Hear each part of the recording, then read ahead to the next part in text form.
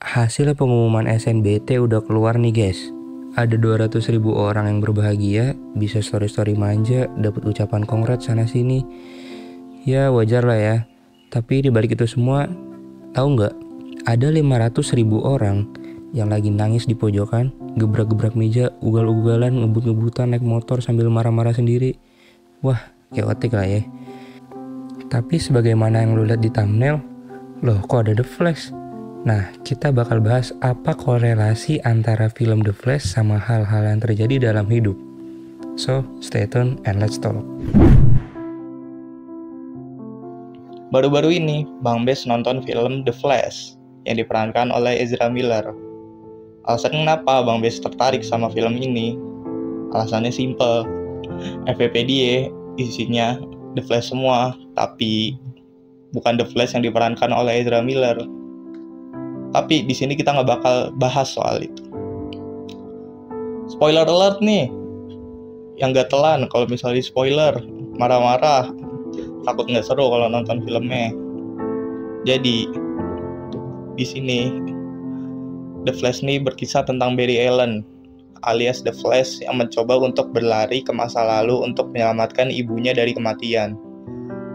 Bukannya dia happy, ia malah menghancurkan multiverse. Walau berbeda alur cerita dengan series The Flash yang diperankan oleh Grant Gustin, The Flash pada dasarnya mengajarkan kita satu hal, bahwa apapun yang terjadi, baik atau buruk, punya alasan krusial untuk kita ke depannya. Maka, jika kita punya kemampuan untuk mengubah masa lalu sekalipun, sekali, kita tidak memperbaiki apapun, melainkan merusak banyak hal. 20 Juni kemarin, ada 500 orang lebih yang gak lolos SNBT. 500.000 men, lo bayangin. Itu isinya ada orang yang bimbel 9 jam sehari, dari Senin ke Senin lagi. Ada yang udah daftar 9 PTN, lewat jalur mandiri tetap gak lolos. Ada yang udah 3 kali nyoba SNBT, tapi masih tetap gak lolos juga.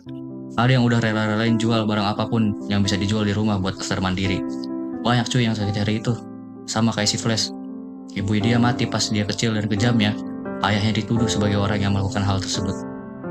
Tapi coba dipikir-pikir lagi deh. Bukannya kita udah ngalamin banyak hal yang menyakitkan seumur hidup kita? Bukannya dari kejadian-kejadian itu, kita belajar bahwa hidup itu nggak bakalan selalu senang. Puncak tertinggi ketabahan yaitu pas kita diterpa masalah, tapi tetap bisa senyum seakan-akan udah tahu kalau masalah itu bakal terjadi. Kemalangan-kemalangan itu nggak pernah salah. Kesedihan-kesedihan yang diiring air mata itu juga bukan azab.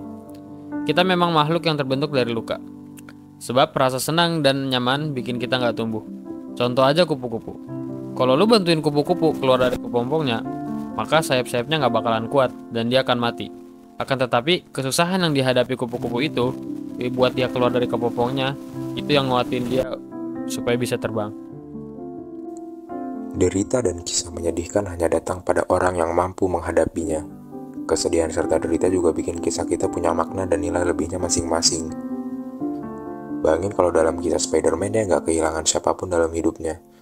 Mungkin Spider-Man punya tingkat kepekaan yang rendah akan kehilangan. Mungkin dia nggak akan segan-segan untuk eksekusi lawannya di saat dia menang. Karena ia tahu setiap orang yang dia lawan punya keluarga yang nunggu mereka tetap pulang. Sama juga dengan The Flash.